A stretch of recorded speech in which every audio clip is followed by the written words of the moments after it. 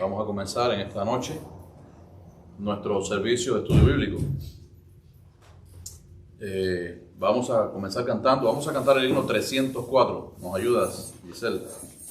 El himno 304, Amor es.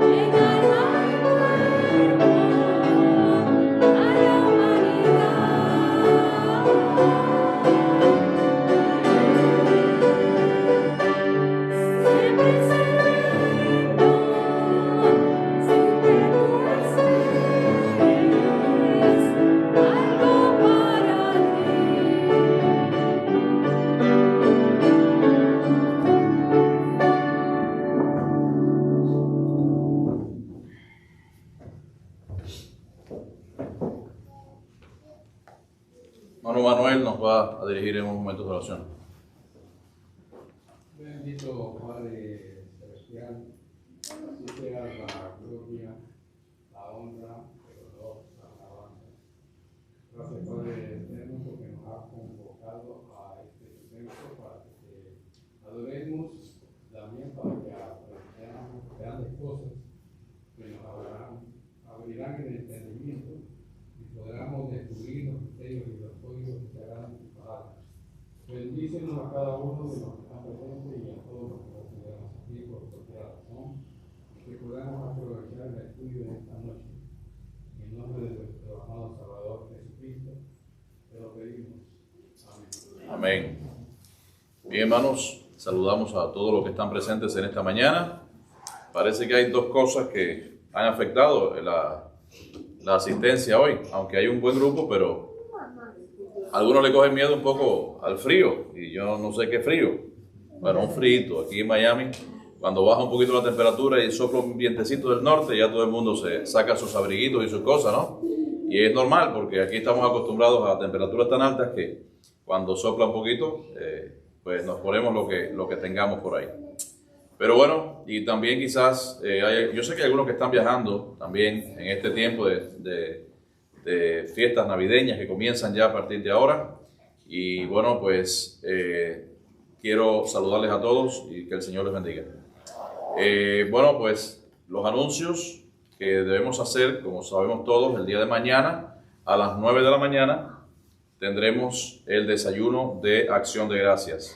Saludamos también a aquellos que están en redes sociales y deseamos que mañana puedan compartir con nosotros temprano. Así que mañana desayuno de Acción de Gracias a las 9 de la mañana y seguidamente tendremos el culto de Acción de Gracias. Así que vamos a estar todos aquí en el templo agradeciendo al Señor también por sus bondades. También, bueno, pues el próximo sábado tendremos desde las 9 de la mañana las hermanas y algunos que me dijeron que se iban a anotar para venir a empezar a arreglar todo la iglesia para el tema de la Navidad. Así que todos aquellos que se apuntaron y otros también que quieran sumarse a estas hermanas y algunos hermanos también para ayudar, por favor, a partir del sábado a las 9 de la mañana. Si usted llega un poquito más tarde, a las 10, 10 y media, no importa, pero lo principal es que venga y que ayude a los demás también a hacer este tipo de trabajo, que no se recargue este trabajo en una sola persona o en dos o tres, sino que todos cooperemos como siempre lo hemos hecho aquí en nuestra iglesia. El próximo domingo daremos inicio con esta ceremonia de la Navidad, daremos inicio precisamente al periodo y al tiempo de Navidad. Eso es ahora este domingo, día 28. El próximo domingo, día 5, en la noche, ¿qué tenemos? ¿Alguien se acuerda? Los villancicos y los postres de Navidad. O sea que no es este próximo domingo que viene ahora, es el siguiente, el día 5. Y bueno, lo que siempre animamos a los hermanos es a que traigan un postre de su casa, de Navidad si es posible. En caso de que no sea un postre de Navidad, pues entonces usted puede hacer el mejor dulce que usted pueda hacer. Y podemos compartir entonces después de esos villancicos. Ahora, esos villancicos, cada familia de la iglesia va a preparar un villancico, ¿ok? Entonces lo van a cantar aquí con nosotros y vamos a disfrutar seguramente de este tiempo. Generalmente escogemos los villancicos por países. Hay muchos países y muchos países que típicamente hacen sus villancicos y esperamos que cada uno de ustedes traiga el suyo. Pero yo le digo una cosa, tráigalo preparado de casa ya, porque si usted no lo trae preparado y yo lo subo aquí arriba, entonces peor, ¿verdad? ¿Por qué? Porque entonces va a cantar algo quizás inventado ahí de última hora. Así que es mejor que usted se prepare y me diga con tiempo cuál es el villancico que usted quiere cantar, y si tiene la pista, mejor, porque así lo ponemos allí en el equipo y lo puede cantar con la pista. Si usted no puede cantarlo con la pista y yo me lo sé, bueno, pues yo podría tocarlo quizás ahí más o menos en el piano. Pero bueno, es bueno que se prepare usted para este día, para este evento, que es un día también muy, podríamos decir, importante para nuestra iglesia, porque es un tiempo también donde nos gozamos y compartimos también con estas cosas de Navidad. Luego del día 5, bueno, el día anterior, el día 4, que es sábado a las 7 de la tarde, o a las 7 de la noche, ya será de noche, tenemos la presentación del coro de nuestra iglesia, del coro de adultos, en la iglesia Trinity, o la iglesia de la Trinidad. Este domingo ya le pondré en el boletín también la dirección para que ustedes nos apoyen también en este tiempo, allí en aquel lugar. Así que seguramente va a ser un tiempo magnífico donde todos vamos a participar de este evento, y es un evento de la Asociación de las Iglesias Bautistas de aquí de Miami, donde hay muchos coros de muchas iglesias que van y que participan, y de verdad que es un tiempo maravilloso, un tiempo bueno. Eso es el día 4 de diciembre a las 7 de la noche en la iglesia Trinity, o la iglesia de la Trinidad. Luego el día 12 O sea, tenemos actividades todos los domingos a partir de ahora. El día 12 tenemos la cantata de adultos aquí en la iglesia. Así que invite también a sus amistades, invite a amigos, porque va a ser un programa que va a ser presentado para todos en la iglesia, para el disfrute, pero por supuesto también para todos aquellos que vienen nuevos y se les va a predicar también el Evangelio. Así que invite también a sus familiares que no conocen al Señor, invite a amigos, a vecinos, a compañeros de trabajo para pasar un tiempo aquí en la iglesia muy bueno en ese tiempo. También el siguiente domingo, que es 19, tendremos la cantata de los niños.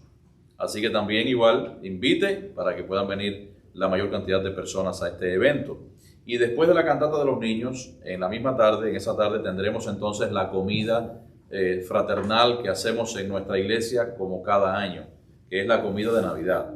Así que el día 19, después que los niños nos deleiten con su cantata, vamos nosotros a continuar con el almuerzo de Navidad, el 19. Y luego el 26 también tenemos actividad en la mañana, que es el último servicio del año. Y en la noche, ¿qué tenemos? El servicio a la luz de las velas. A la luz de las velas, el Candlelight Service, o el servicio a la luz de las velas. Vamos a tenerlo entonces también ese domingo 26 a las 7:30 de la tarde. En los boletines del domingo, si usted lo tiene en su casa, siempre es bueno llevarse el boletín para la casa para que esté actualizado de todo. Así que en el boletín ese, en el último, pues ahí aparece el calendario completo de todas estas cosas que yo les he dicho en este momento. De todas maneras, en el próximo domingo también vamos a poner todas las actividades para que usted se vaya orientando y para que usted sepa lo que vamos a hacer. Así que bueno, seguir también otro de los anuncios, orando por los enfermos de la congregación. Debemos orar por una sobrina de la hermana Raquel, que con 23 años tiene cáncer, ¿verdad? ¿En Puerto Rico o está aquí? En Puerto Rico. Está en Puerto Rico. Lleva el paraíso. Que está en Puerto Rico. Ok. Así Mi que, hija también. ¿y su hija? Mi hija es que no se sabe si el día 13 de diciembre tenemos que viajar a Boston para que lo operen. Ok, ok. Pero eso está tentativo. Ok. Muy bien. El viernes ya también diremos más motivos de oración, como mi papá, que tiene que operarse el día 9 de diciembre, ya se va a operar, ya tiene fecha. Ahora en estos días le están haciendo exámenes, se están haciendo los laboratorios y todo eso. Y entonces, pues próximamente, ya el día 9, Dios mediante, le estarán operando. Y bueno, pues Mirta ya está recuperada de su vista, pero hay que seguir orando por ella un poquito. No está recuperada completamente, sigue mareada, dice ella, pero bueno, hay que seguir orando por ella, por Sandra, que en estos días no estuvo bien, Sandra y su mamá también. Giselle ha tenido la presión un poquito alta. Ok, ¿no estás tomando ninguna pastilla para la presión? Ok, bueno, pues hay que orar por Giselle Fife también, y Giselle Olivares, hablé hoy con ella y gracias a Dios está recuperándose, está bastante mejor. Y así los demás enfermos, por Humberto también hay que seguir orando. Yo pido la oración también por mí porque estoy mal de la cervical. Por usted también. Ok, ok. Me dan A mareo. No, estoy bien mala porque yo me dicen que me puedo quedar hasta paralítica porque me van a bloquear. Te van a bloquear. Ok, estaremos orando por Raquel también. Bueno, muy bien, los niños pueden pasar, no sé si Giselle les va a ensayar, los niños pueden pasar con Giselle para ensayar sus canciones.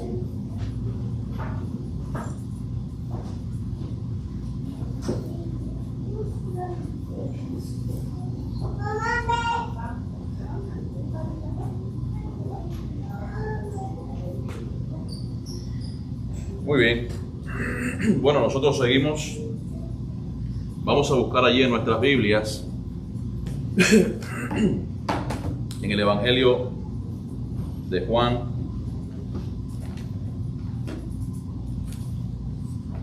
capítulo 10.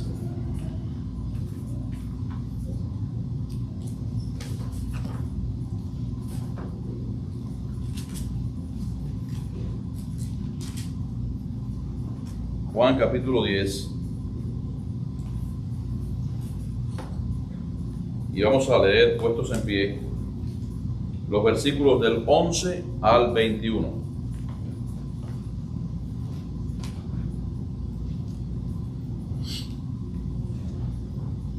Vamos a leer de manera alternada.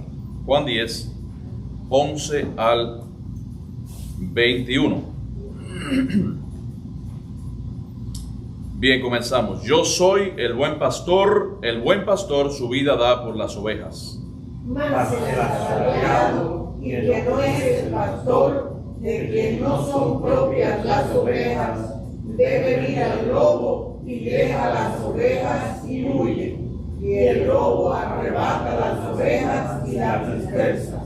Así que el asalariado huye porque es asalariado y no le importan las ovejas. Yo soy el buen pastor y conozco mis ovejas y las mías me conocen. Así como el Padre me conoce y yo conozco al Padre y pongo mi vida por las ovejas, También tengo otras ovejas que no son de este redil. A ellas también debo traer y oirán mi voz y habrá mi rebaño y un pastor. por eso me ama el Padre, porque yo pongo mi vida para volverla a tomar. Nadie me la quita, sino que yo de mí mismo la pongo. Tengo poder para ponerla y tengo poder para volverla a tomar. Este mandamiento recibí de mi Padre. Volvió a haber disensión entre los judíos por estas palabras. Muchos de ellos decían: demonio tiene y está fuera de sí. ¿Por qué lo oís? Decían otros, estas palabras no son de endemoniado. ¿Puede acaso el demonio abrir los ojos de los ciegos? Natalie, nos diriges en oración por esta palabra. Gracias, Señor, por un día más compartiendo entre hermanos. Gracias por traernos a la iglesia para estar juntos y aprender de tu palabra, Señor. Perdona todos nuestros pecados y todas las cosas que hacemos mal. Te pido que nos corrijas y que nos lleves por el camino del bien. Señor, te pido que tu palabra nos ayude a abrirnos nuestras mentes para entenderte mejor y que nos guíes mejor en nuestras vidas. Gracias, Señor, por todos los hermanos que estamos aquí reunidos y gracias por los que están viéndonos, están en su casa, que no han podido venir también. En nombre de Jesús te lo pedimos. Amén. Amén. Pueden sentarse, hermanos. Bien, y continuamos con esta sección, con esta parte de Juan, aquí donde habla del Señor como nuestro pastor, ¿verdad? Dice, yo soy el buen pastor, ¿verdad? Dice, el buen pastor su vida da por las ovejas.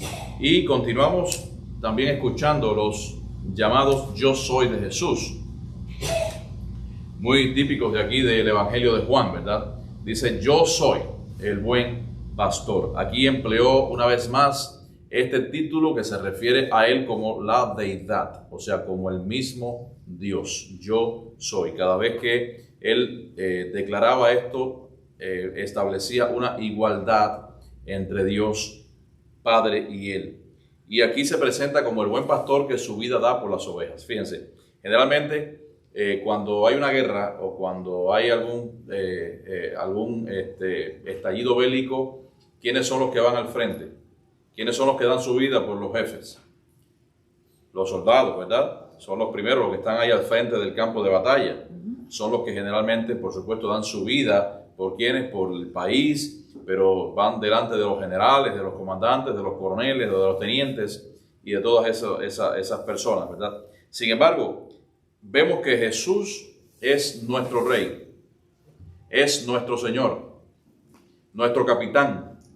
Sin embargo, Él fue el que dio la vida por nosotros, para que cada uno de nosotros pudiese ser salvo, como dice en Juan 3:16, ¿verdad?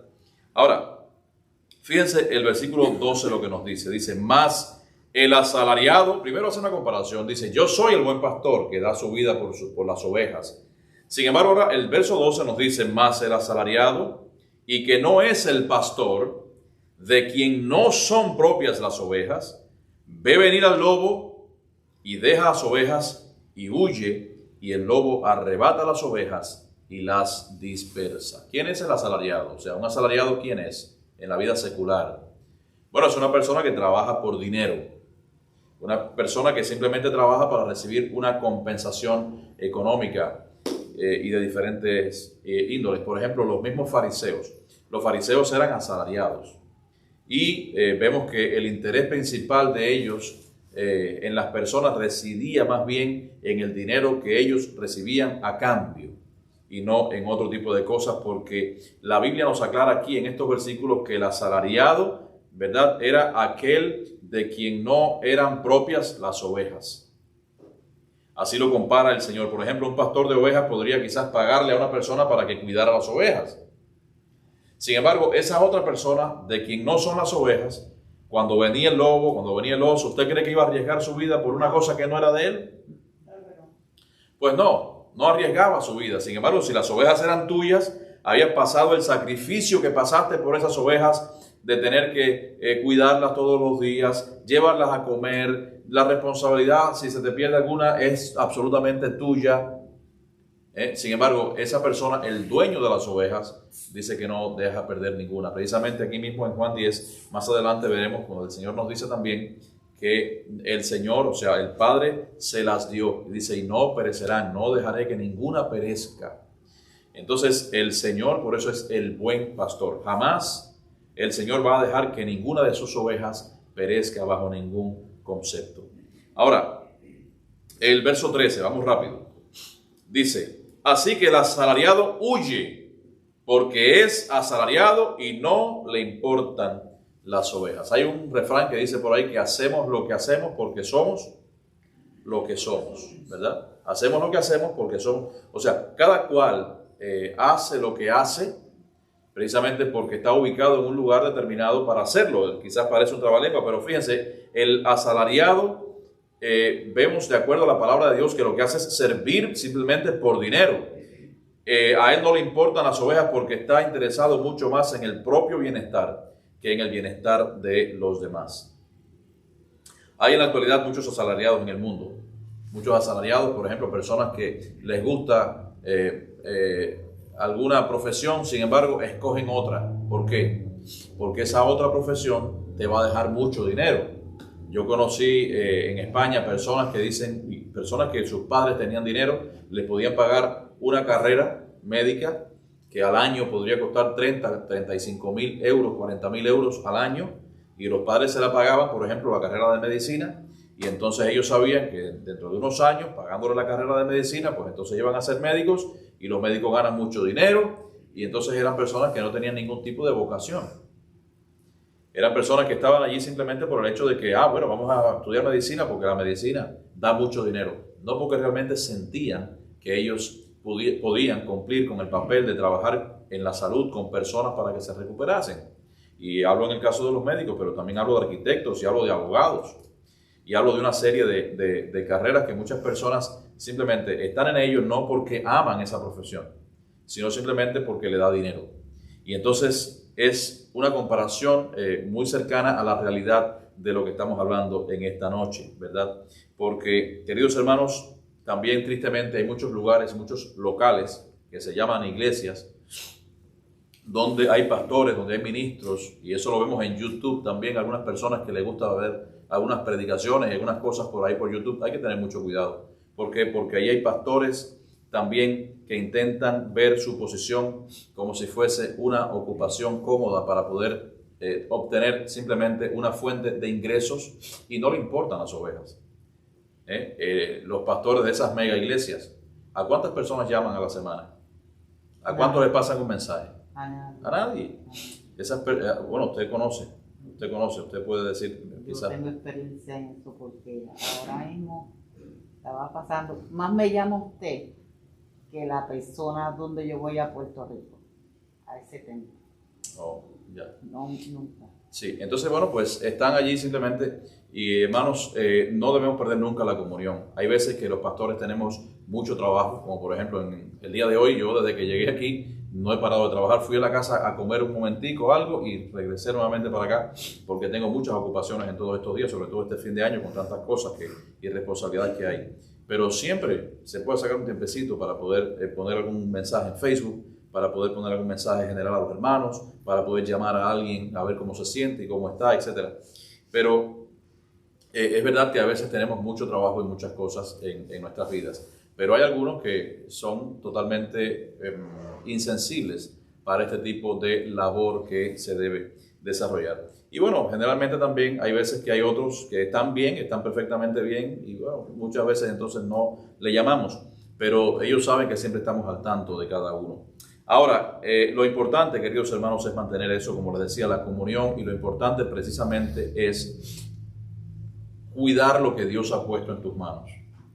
No solamente estamos hablando de pastores, estamos hablando también de las ovejas en sentido general. Yo como oveja, ustedes como ovejas del Señor, porque el Señor nos ha dado una posición a cada uno de nosotros.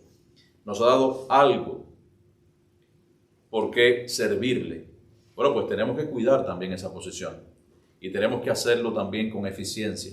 Tenemos que hacerlo también con excelencia para el Señor. El Señor, la perfección desde el punto de vista humano no existe, pero sí existe algo que se llama excelencia. Y la excelencia es cuando usted lo hace lo mejor posible, ¿verdad? Cuando usted gasta ya todos sus recursos para poder hacer su trabajo lo mejor que usted puede, hasta el límite donde usted pueda, para el Señor. Porque el Señor merece realmente nuestro esfuerzo. El Señor no merece que nosotros le demos de lo que nos sobra. Dice la palabra de Dios que nosotros tenemos que hacer sacrificios. La palabra de Dios habla de sacrificios, sacrificios de alabanza, por ejemplo, y otros tipos de sacrificios también que nos cuesten a nosotros. No cosas que no nos cuesten, sino cosas que realmente nos cuesten a nosotros para Dios. Si a usted, por ejemplo, le cuesta levantarse a las 8 de la mañana para poder venir aquí a la iglesia a las 9 para trabajar, y usted se levanta a las 8 con sueño, pues eso que está haciendo usted es para el Señor. Y el Señor lo va a tener en cuenta. Y el Señor le va a recompensar y le compensará por alguna otra parte. Pero nosotros tenemos que hacer el trabajo para el Señor siempre con gozo en nuestros corazones. Dice, porque nosotros servimos al Señor. Nosotros no servimos a este mundo ni debemos dar tampoco lugar al diablo, sino que tenemos que hacerlo por amor. Y yo sé que en esta iglesia la mayoría de los hermanos trabajan de esa manera, trabajan por amor y trabajan también, por supuesto, en primer lugar para el servicio que le mostramos a Dios, y trabajan también para que todas las cosas aquí en nuestra iglesia pues caminen como tienen que caminar. Y gracias a Dios que en todo este tiempo ha sido una bendición cada uno de ustedes. Y sigue diciendo el verso 14, sigue diciendo el Señor, yo soy el buen pastor. Lo repite, fíjense. Dice, y conozco mis ovejas y las mías me conocen. Una vez más aquí el Señor se refiere como al buen pastor. Y el buen, cuando dice buen, en el griego significa ideal, fíjense, digno, escogido, excelente. Eso es lo que significa buen. Quiere decir que si la traducción del griego original al español hubiese sido yo soy el ideal pastor, hubiera estado correcto. Yo soy el digno pastor, hubiera estado correcto. Yo soy el escogido pastor, también. Yo soy el excelente pastor, también. O sea, la palabra buen significa todo eso en griego. ¿Por qué? Porque Cristo es todas esas cosas. Es el ideal, el digno, el excelente, el escogido pastor. Y luego habla de la relación muy íntima que existe entre Él y entre sus ovejas, entre nosotros. Dice que Él conoce las suyas y las suyas le conocen. Y eso es una verdad maravillosa, queridos hermanos. ¿Por qué? Porque la relación que nosotros tenemos con el Señor tiene que ser una relación estrecha, una relación como si usted estuviese hablando al lado con una amistad, con un amigo. Dice que Jesús es nuestro amigo y tenemos que estar también de cerca, hablando con Él en todo momento, dándole a conocer nuestros planes, nuestros proyectos, nuestra condición, nuestro futuro, hablando con Él, eso es orar a Dios y meditar en nuestro corazón con el Señor. Porque el Señor conoce nuestros planes, por supuesto, pero la palabra de Dios nos dice que nosotros debemos confesarlo y debemos hablarlo. A Él le gusta que nosotros desarrollemos esa cualidad, no simplemente que nos quedemos con ellos trancados ahí para nosotros solos ensimismados, sino que hablemos y que nosotros seamos extrovertidos con el Señor, que no seamos, podríamos decir, estuviésemos apenados allí, ni seamos tímidos con Él. Entonces, es una verdad maravillosa que nosotros tenemos esa relación íntima con el Señor y podemos hablar cosas que por supuesto no lo haríamos con nadie. Y podríamos estar en un estado también de comunión que por supuesto no estaríamos absolutamente con nadie, tampoco en este mundo, porque es una relación entre Él y nosotros. Por eso es que aquí, fíjense, nos dice, y también más adelante habla de la voz. Y vamos a llegar allí. Pero el verso 15, que está intermedio, dice: así como el Padre me conoce, y yo conozco al Padre, y pongo mi vida por las ovejas. Este versículo es la continuación del 14. Si lo leemos juntos, esos dos versículos, dice: yo soy el buen pastor y conozco mis ovejas, y las mías me conocen. Así, o sea, las mías me conocen ¿cómo? Así como el Padre me conoce. Y yo conozco al Padre y pongo mi vida por las ovejas. Hay algo también interesante. Hasta este momento, los discípulos no percibían, no se daban cuenta de lo que Jesús estaba hablando cuando decía que yo pongo mi vida por las ovejas.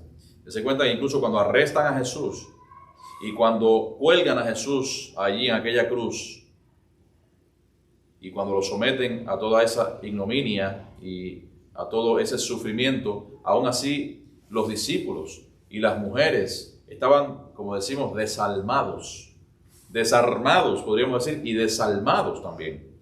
Ellos en ningún momento podrían reconocer que Jesús iba a resucitar, tantas veces que Él lo dejaba dicho, pero estaban sus ojos cegados hasta el momento en que le vieron resucitar. Y como decía, el versículo 15 sigue formando parte del verso 14, y como si fuese una unidad. Como dice: así como el Padre me conoce, yo conozco al Padre. Qué verdad tan inmensa, ¿verdad? La relación que existía entre Jesús y el Padre. Y entonces el Señor compara la relación que hay entre las ovejas y Él, y la relación que hay entre el Padre y Él. La misma unión, la misma intimidad, el mismo conocimiento que existe entre el Padre y el Hijo, existe también entre las ovejas y el Hijo. Y dice: y pongo mi vida por las ovejas. Aquí tenemos otra vez una de las muchas declaraciones en la palabra de Dios que el Señor Jesús miraba adelante en el tiempo. Y pongo mi vida por las ovejas. Incluso no dice ni siquiera pondré mi vida por las ovejas. Dice: yo pongo mi vida por las ovejas. Y pongo es un participio pasivo del presente. Yo pongo. Está hablando como si fuese un presente continuo. Yo en este momento estoy poniendo, yo pongo mi vida por las ovejas. No está hablando en un futuro imperfecto. Yo podría poner, o yo quizás pondré. No, está diciendo que yo pongo mi vida por las ovejas. Moriría en la cruz como sustituto de los pecadores. Y en el verso 16 dice: también tengo otras ovejas. Fíjense qué interesante este versículo. Dice: también tengo otras ovejas que no son de este redil. Aquellas también debo traer, y oirán mi voz, y habrá un rebaño y un pastor. Fíjense, el versículo 16 es el versículo clave de toda esta lectura que nosotros hemos estado viendo. Fíjense, las otras ovejas a las que se refería el Señor, ¿quiénes son? Nosotros. ¿Quiénes somos nosotros? Los gentiles, efectivamente. Está hablando de nosotros, ahí en ese verso 16. También tengo otras ovejas que no son de este redil. Él se estaba refiriendo primeramente al redil de las ovejas. Sin embargo, dice que debo traer otras ovejas. Aquellas debo traer y oirán mi voz, y habrá un rebaño y un pastor. Por supuesto que cuando Jesús vino, la relación directa de esa llegada del Señor Jesús tuvo que ver con la nación de Israel, porque Él nació allí siendo israelita, y Él caminó en la tierra de Israel, y Él ministró en la tierra de Israel, y a Él precisamente lo condenaron los judíos a morir, fueron los que le crucificaron. Pero también Él tenía en mente la salvación de aquellos que no constituían su pueblo inicialmente, el pueblo de Israel, sino también nosotros que somos los gentiles. Pero ese gran corazón del Señor tuvo compasión para traer también a esas ovejas que somos nosotros mismos. Él sabía que también, o incluso en muchas ocasiones, el pueblo gentil estaría mucho más dispuesto a escuchar la voz del Señor que los propios judíos. Recuerden allí en Juan 1, donde dice a lo suyo vino. A lo suyo. ¿Qué era lo suyo? No dice a los suyos vino, sino a lo suyo. Al ministerio, no. Al ministerio. A lo suyo vino. Al ministerio en sentido general. Fíjense que no está en plural. No dice a los suyos vino. No. A lo suyo vino. O sea, a cumplir con el mandato. A lo suyo vino. Dice, pero los suyos, lo que pasa es que en el español, en el castellano se utiliza la palabra suyo y suyos. Entonces tienden a confundir. En el griego son diferentes palabras. Entonces dice, a lo suyo vino, pero los suyos, en aquel momento, eran los judíos. Dice, no le recibieron. Dice, pero a los que le recibieron, a los que creen en su nombre, les dio potestad de ser hechos hijos de Dios. Y cuando dice que a los que le recibieron, ¿a quién se está refiriendo? A todos, efectivamente, a todos. Todos entramos ahí en el mismo paquete. O sea, a los suyos. O sea, los suyos no le recibieron, pero a los que le recibieron, a los que creen en su nombre, les dio la potestad de ser hechos hijos de Dios. Sin embargo, fíjense, en la última parte del versículo hay un cambio muy importante. Del redil del judaísmo, habla entonces del rebaño. Son dos cosas. Del rebaño del cristianismo. Está hablando del redil del judaísmo al rebaño entonces del cristianismo. Y este versículo nos da una breve visión, podríamos decir un poco anticipada, de la realidad de que Cristo y en Él estarían unidos los gentiles y estarían unidos también los judíos, hechos uno solo, y que todas esas antiguas distinciones que podrían existir entre unos y otros se iban a disipar. En su mismo ministerio sucedió, porque ¿recuerdan ustedes cuando estuvo allí con la mujer samaritana? ¿Qué pasó? ¿Se quedó cuántos días allí? Se quedó 2 días allí en la región de Samaria predicando, y muchas personas creyeron en la palabra de la mujer, fíjense. Y por supuesto Cristo seguramente no desaprovechó ni un momento de esos 2 días. No tenemos ninguna descripción de las cosas que predicó en aquel lugar, pero Jesús no estuvo acostado ni viendo el campo, ni observando los ríos, ni viendo cómo era la ciudad de Samaria, ni fue a ningún Burger King. Él estuvo allí básicamente, por supuesto, predicando la palabra de Dios, predicando el evangelio y predicando a Él como la verdadera vida y como la verdadera agua de vida, la cual le había dicho allí a aquella mujer samaritana. Y era una región gentil. ¿Se dan cuenta? No era una región judía. Los samaritanos eran gentiles. Se habían mezclado históricamente con muchas otras naciones, se habían perdido su condición de judíos. Verso 17. Dice, por eso me ama el Padre, porque yo pongo mi vida para volverla a tomar. Fíjense. En los versículos 17 y 18 vemos que Jesús explicó lo que iba a hacer a fin de atraer para sí a los gentiles elegidos. Miraba también adelante en el tiempo para su muerte, para su sepultura, y miraba en el tiempo adelante también, por supuesto, en su resurrección. Y estas palabras estuvieran totalmente fuera de lugar si Jesús no hubiese sido el mismo Dios. Ningún hombre en su juicio común, ni sin juicio tampoco, podría hacer estas declaraciones tremendas que hizo el Señor Jesús. Porque Él habla de poner su vida y volverla a tomar. ¿Eso quién lo podría hacer? Ningún hombre. Sin embargo, aún la gente, diciendo el Señor esas cosas, no le comprende lo que está diciendo el Señor Jesús. Él habla de poner su vida y tomarla de nuevo por su propio poder. Eso solo podría hacerlo porque Él mismo es Dios. Y el Padre dice en este versículo, amaba al Señor Jesús por eso, por la disposición que el mismo Jesús tenía de poner su vida, de morir también y resucitar para que las ovejas perdidas fueran salvadas. Y fíjense un detalle importante, y es precisamente que a Jesús no lo mataron fuera de su propia voluntad. ¿Por qué? Había momentos, y hemos estudiado también en Juan, que muchos hacían varios complots para matarlo. Y le querían atrapar para poder, en una ocasión, tirarlo por unos acantilados. Otras veces lo querían apedrear, lo sacaron de la ciudad para apedrearlo. Sin embargo, en todas esas ocasiones dice que Él se fue en medio de ellos. ¿Y qué decía siempre? Porque aún su tiempo no había llegado. Entonces, ¿quién era el que determinaba el momento en que iba a entregar su vida? Bueno, pues Él mismo. Él, después de la oración allí en el Getsemaní, dice, bueno, pues ya ha llegado mi tiempo. Y entonces fue cuando vinieron aquellas tropas, vino Judas allí delante de la guardia y le dio un beso al Señor. Le habían entregado 30 piezas de plata, le dio un beso y de ahí entonces atrapan al Señor Jesús. Y cuando un soldado quiso atrapar al Señor Jesús, ¿qué hizo Pedro? ¿Cómo se llamaba ese soldado? ¿Cómo? Malco. No era Marco y no era tampoco puertorriqueño. Sí, Malco con él. Y entonces dice que le tiró. Es posible que ese hombre haya esquivado, porque a lo mejor le tiró para otro lado y le llevó una oreja y el Señor entonces le sanó allí. Pero en ese momento sí, su tiempo ya había llegado. O sea, él puso su vida voluntariamente y después el mismo Padre le resucitó de los muertos. Hay más de 23 alusiones a la resurrección de Cristo a través del poder de Dios en el Nuevo Testamento. Después usted se pone a buscar, Dios le resucitó de los muertos, o sea, tuvo la potestad de dar su vida y de volverla también a tomar.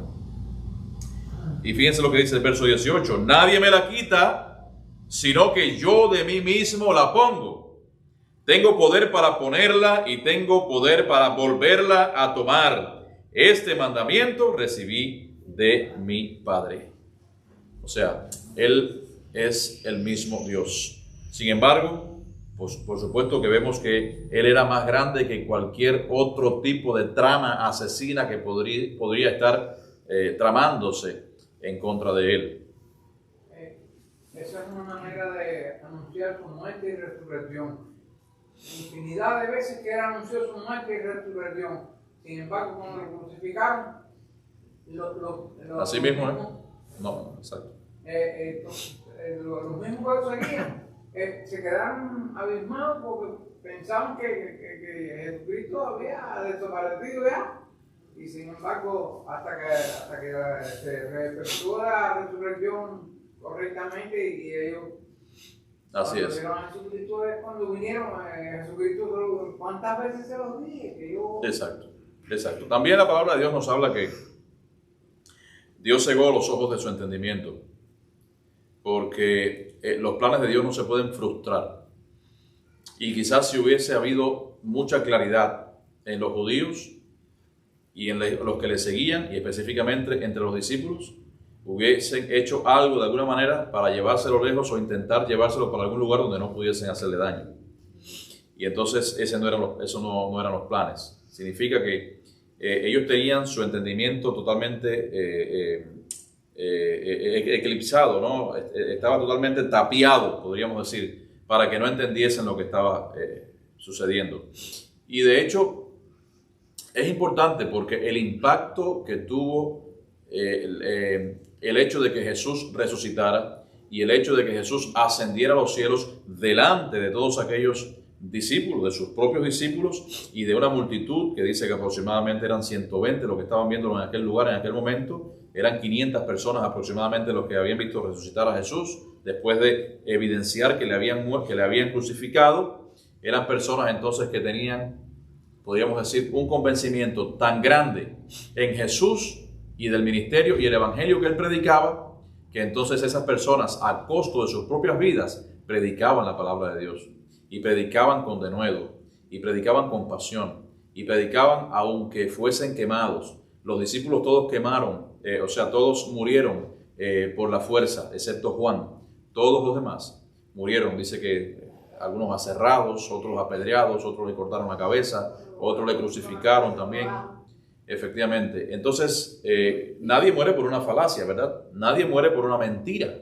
Nadie dice, bueno, no, yo mantengo mis ideales, si tú sabes que son mentiras. Pero ellos mantenían firme sus ideales, aún sabiendo que les iban a dar muerte.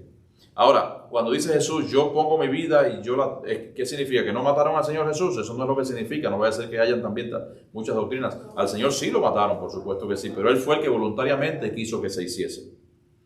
A Pedro lo crucificaron con la cabeza hacia abajo. Bueno, según dice la tradición, no la Biblia, la tradición dice que lo crucificaron y él dice que no quiso que le crucificaran como a Jesús porque él no era digno de ser crucificado como su maestro.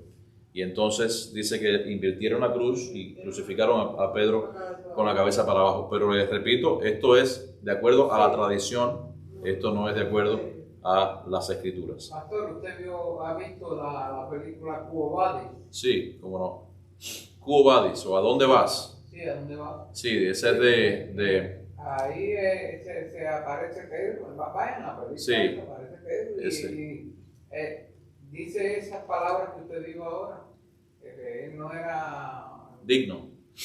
digno de ser Sí. crucificado igual que Quo Vadis, esa es una obra de Henrik, ayúdame, el apellido Horowitz o algo así, no es Horowitz. Ya hace unos tantos años Sí, que la vi.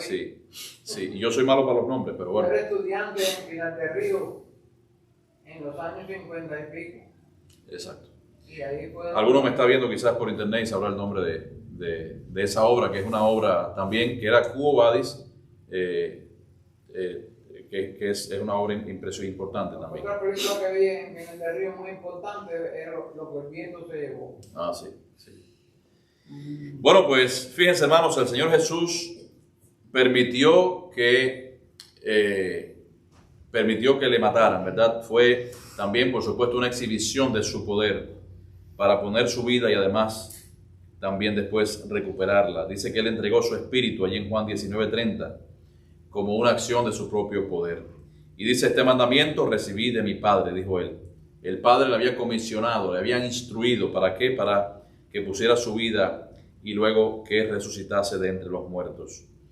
Vemos que la muerte y la resurrección de nuestro Señor Jesucristo fueron actos esenciales para poder cumplir con la voluntad de Dios. Y recuerden que esto es lo más importante, ¿verdad? Es cumplir siempre con la voluntad de Dios.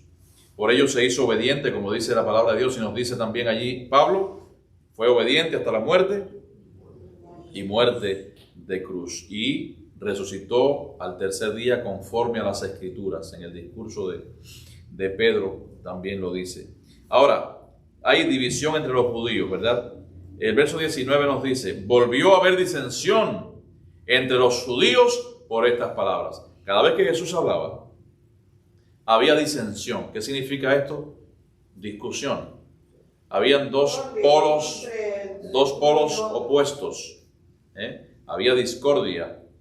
No estaban de acuerdo unos con unas palabras, otros con otras palabras. Las palabras del Señor Jesús causaron esa disensión allí entre los judíos. Pero fíjense, la entrada de Jesús a los hogares, la entrada de Jesús a los corazones de las personas, siempre va a traer disensión. Porque a la persona que Jesús transforma, va a estar absolutamente convencida de qué fue lo que pasó con su vida, de cómo vivía antes, de la pasada manera de vivir, de la vida vieja, de la vida antigua. Sin embargo, ahora con esta vida nueva, los que no son cristianos, ellos no se dan cuenta, ni aceptan, ni toleran que ese cambio haya sido de una manera genuina. Porque lo primero que te dicen en la calle, ¿qué es? Te lavaron la cabeza, te lavaron el cerebro. ¿Y cuál es la respuesta suya? Pues me lo dejaron nuevecito, la verdad. El Señor me lo dejó nuevecito, la verdad que me lo lavó y bien lavado de todos mis pecados, de toda la inmundicia, de toda mi mala conciencia. Es verdad que me lavaron el cerebro, pero me lo dejaron blanco como la nieve por la sangre de Jesucristo. Así, hermanos, Jesús, cuando entra a los corazones, siempre produce un efecto. No deja en ningún momento indiferente a ninguno de los dos campos o a ninguna de las dos partes. Siempre va a haber una gran satisfacción para aquella persona que ha recibido a Cristo como su Salvador, y va a existir una gran oposición en aquellos que no han aceptado a Jesús en su vida. Y esto lo vemos en muchos hogares a través de la historia, y muchos de ustedes también lo tienen como propia experiencia. Los versos 20 y 21, y terminamos con ellos, dice, muchos de ellos decían, demonio tiene y está fuera de sí, ¿por qué le oís? Esa era una facción, una parte. Y la otra parte que decía, verso 21, decían otros, estas palabras no son del endemoniado. ¿Puede acaso el demonio abrir los ojos de los ciegos? Queridos hermanos, el Señor Jesús fue el hombre, el único hombre perfecto que jamás haya existido.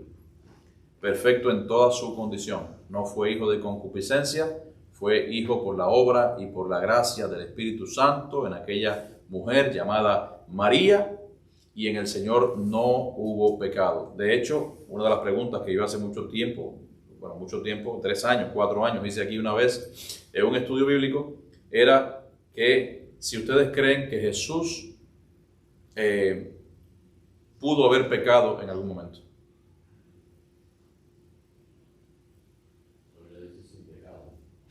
Pero ¿existe la posibilidad que él hubiese pecado? No, yo considero que no. Están en lo correcto. ¿Por qué? Porque aún el simple hecho de que por la mente de Jesús pasase un mal pensamiento, ya él no hubiese sido perfecto. Entonces él no era hijo de concupiscencia. Él era el Hijo de Dios y en su mente, en su naturaleza, no podía existir, ni pudo existir bajo ningún concepto el pecado. Si no, el plan de salvación entonces no hubiera servido absolutamente para nada. La Biblia la llama el Cordero Perfecto que fue inmolado.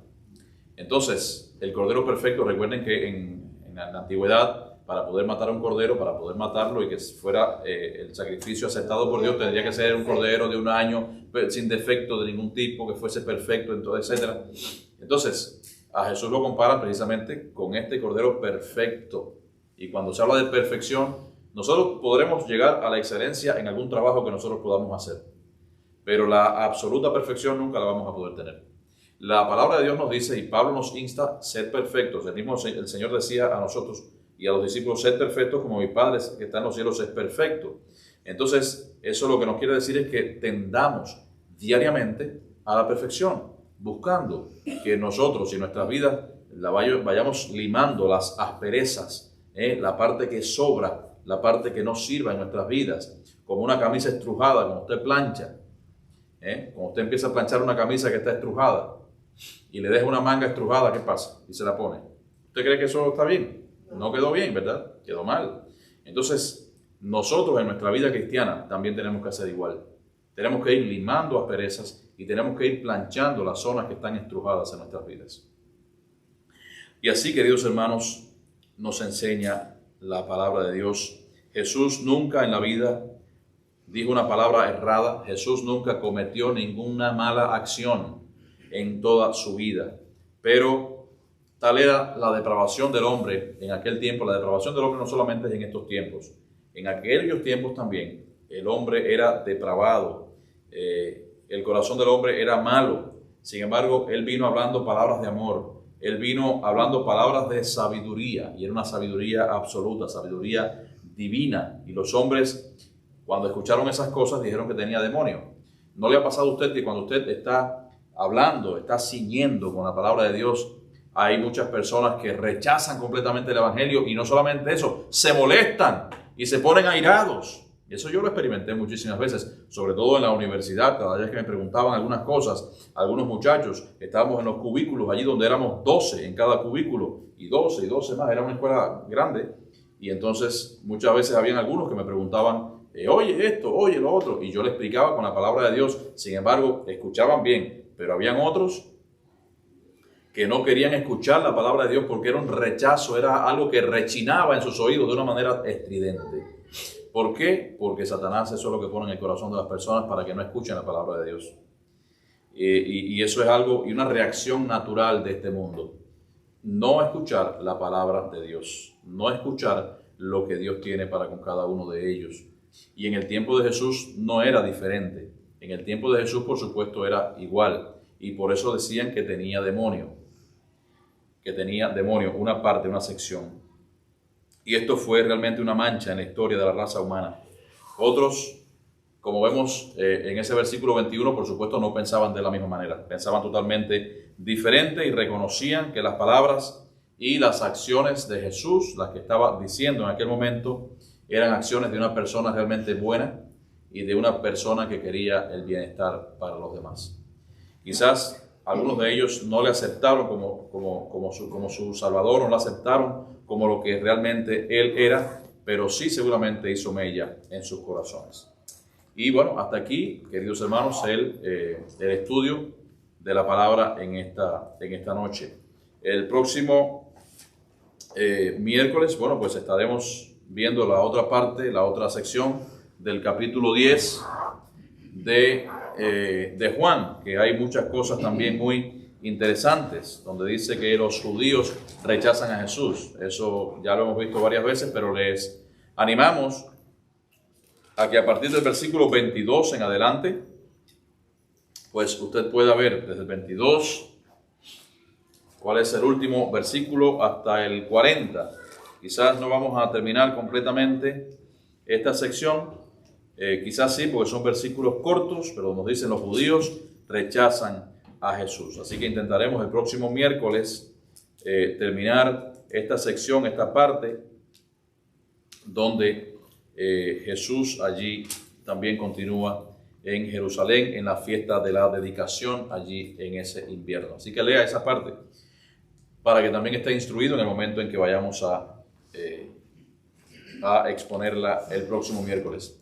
¿Alguna pregunta o alguien que quiera hablar algo, quiera decir algo, que quiera aportar algo, alguna duda? Sí, hermano. La curiosidad de saber de que si hay evidencia de que Marco se haya convertido a evangelio. No hay.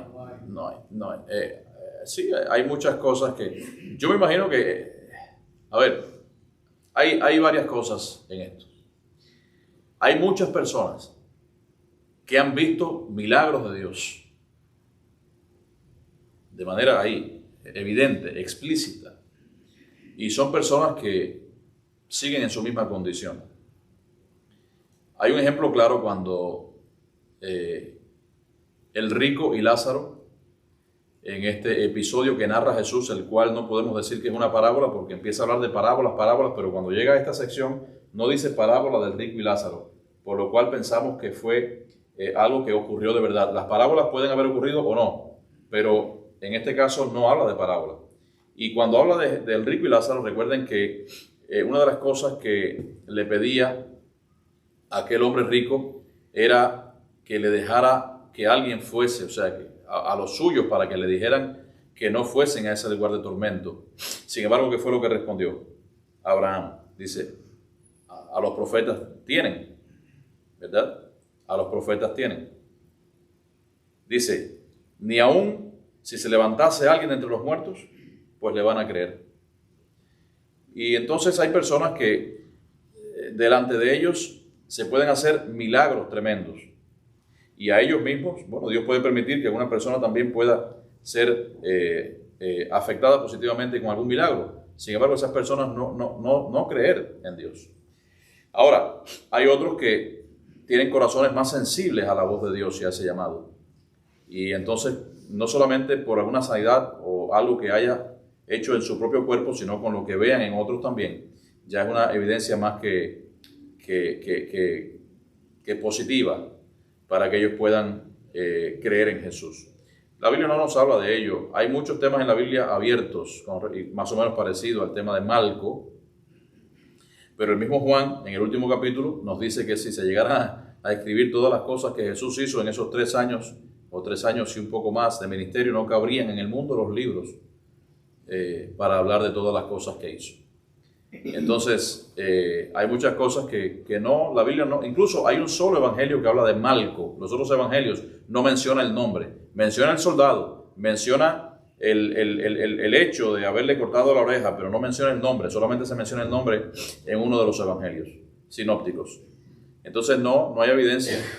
Hay otros, por ejemplo, hay veces que habla de algún otro personaje bíblico, como por ejemplo Nicodemo, allí en Juan 3 se nos habla de Nicodemo y el encuentro que tuvo con Jesús de noche. Él era un principal de la sinagoga.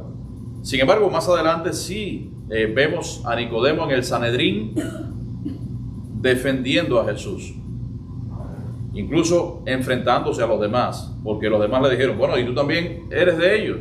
Tú también eres de Jesús. O sea, él se sometió a presión también por parte de sus compañeros.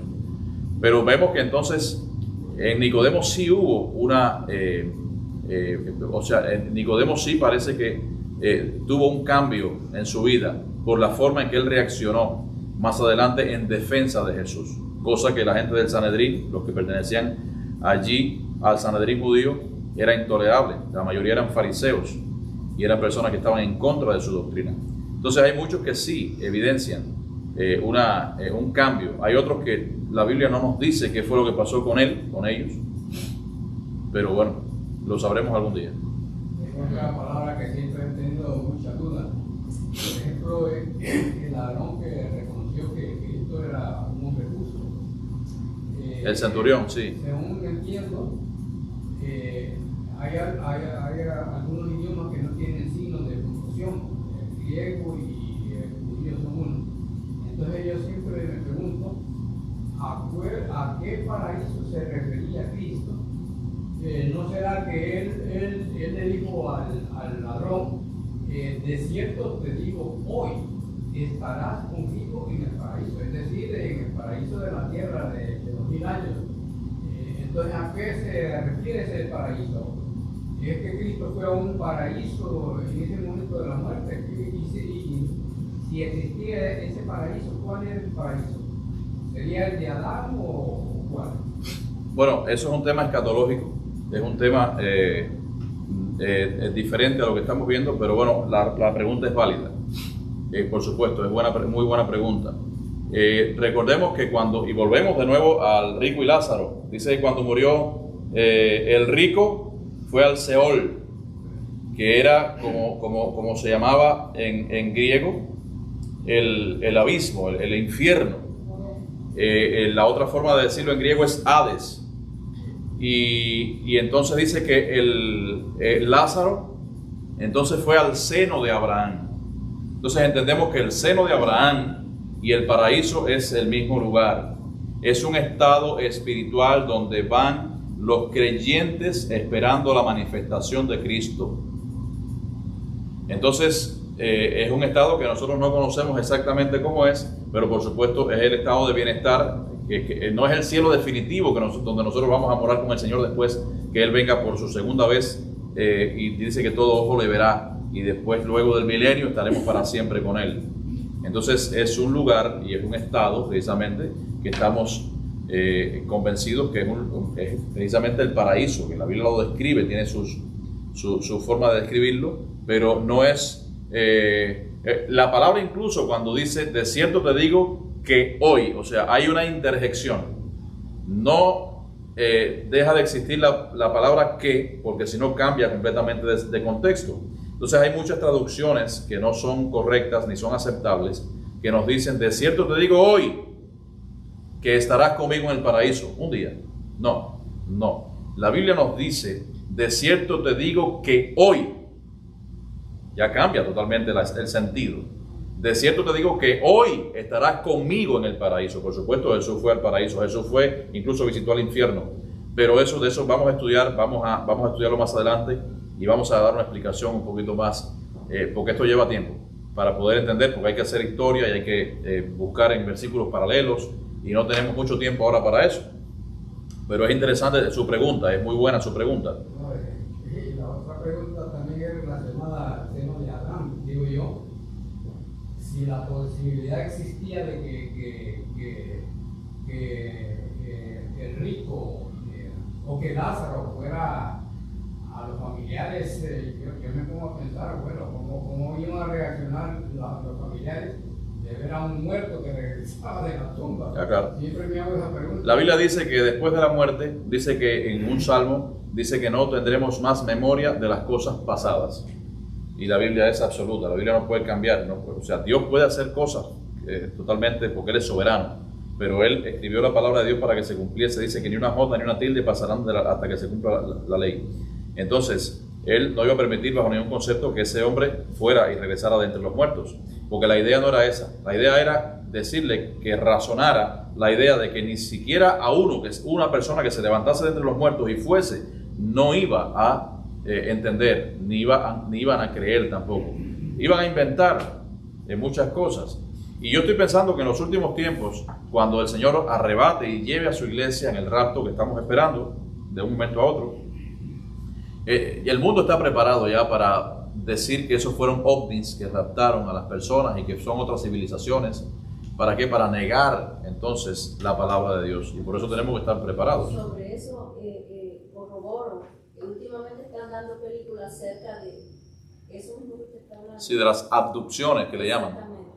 Exacto, de civilizaciones extraterrestres que se llevan a la cantidad, pero qué casualidad que fueron a todos los cristianos, o sea, que se llevaría, pero ellos no van a entender esas cosas, y la vida seguirá aquí, y entendemos que van a haber los 7 años de eso de tribulación tremenda. Después de los 7 años de tribulación, entonces vendrá el Señor nuevamente, amarrará al diablo, estaremos en el milenio, y ya les digo, si comenzamos a hablar de estos aspectos, vamos a tratarnos mucho, porque es bastante. ¿El hermano Manolo iba a decir algo? No, yo iba a decir que el ministerio de Cristo es lo más lindo que ha sucedido en la edad antigua. Pero el problema de Cristo, el aumento de cristianos que ha sucedido a través de los años grandes, y la perpetuidad de Jesucristo como Dios, lo da la resurrección de él. Si él no hubiese resucitado, El mismo Pablo dice, si Jesús no hubiese resucitado, vana es nuestra predicación, vana es nuestra fe. porque cuando a Jesucristo lo crucificaron, porque esa era la manera de actuar contra las personas, los reos y demás. En Roma hubo una rebelión de los esclavos, donde hubieron miles y miles de esclavos que se fueron al monte y a pelear contra Nerón, y fracasó la sedición aquella, fracasó, y Nerón ¿cómo se llama? Indicó la muerte por crucificado en toda Roma. En cada poste que había en Roma crucificaron a un, Sí, así es. a un Sí, la historia esclavo. de esos primeros cristianos fue tremenda. Y Nerón fue uno de los emperadores más corruptos de Roma en aquellos tiempos, que él mismo era un piromaniático, incendió la ciudad de Roma para simplemente ver cómo ardía. Él le gustaba el fuego, y después entonces le echó la culpa a los cristianos. Y los cristianos entonces los prendían y los ponían entonces en el circo romano para morir con las fieras. Y según cuenta la historia también, dice que los amarraba en los postes de su jardín, le untaba brea y los prendía para encender sus jardines en la noche. Bien, hay mucha historia, hay muchas cosas, pero bueno, es necesario terminar. Es necesario por el tiempo que todavía nos quedan los ensayos, y nos quedan también arreglar aquí al lado el comedor para poder mañana, así que no se me vayan a ir la mayoría, para poder arreglar las cosas para mañana en la mañana. Vamos a terminar, vamos a cantar un himno y vamos a terminar en este momento. Vengo a mí para que nos dirijas. Vamos a cantar un himno. Hoy yo quiero andar con Cristo. Es el 490. Si no me equivoco, es el 490.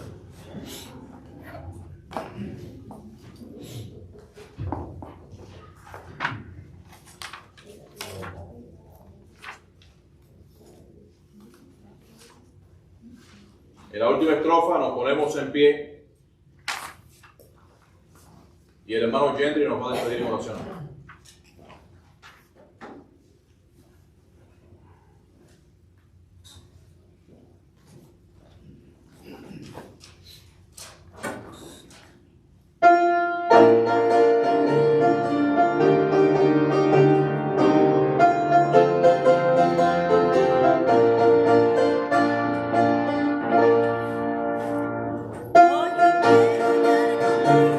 Quiero ir a su tierra voz,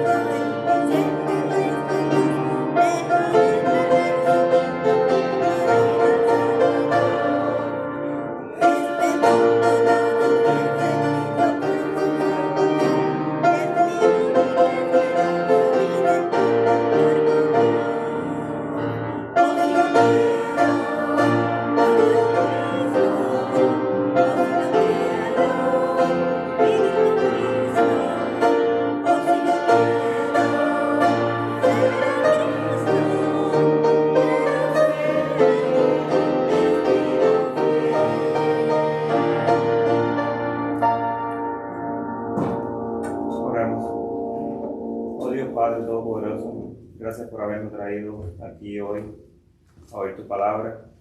Gracias por dejarnos saber que un día hiciste un llamado que es vigente por la eternidad y nosotros hemos decidido oír tu llamado de corazón y unirnos a tu redil, porque tú eres nuestro Padre, nuestro buen pastor que nos protege y nosotros queremos caminar contigo un día. Oh, gracias Padre por todas las bendiciones y por todas las cosas que nos das cada día. Llévanos a casa sin contratiempos. En el nombre de Cristo, tu Hijo, te lo pedimos. Amén. Amén. Amén. Que el Señor le bendiga, hermanos. Lo del coro vamos a ensayar. Dios le bendiga. Dios le bendiga, pastor. La ofrenda, gracias por... Bueno, siéntense de nuevo que tenemos que pasar la ofrenda. Siéntense, por favor.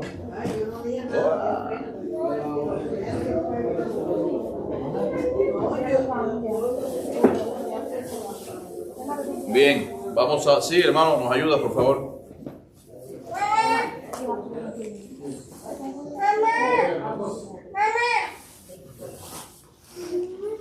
Vamos a empezar por el pastor. Sí, yo veo que tiene unos billetitos. Vamos a ver por aquí.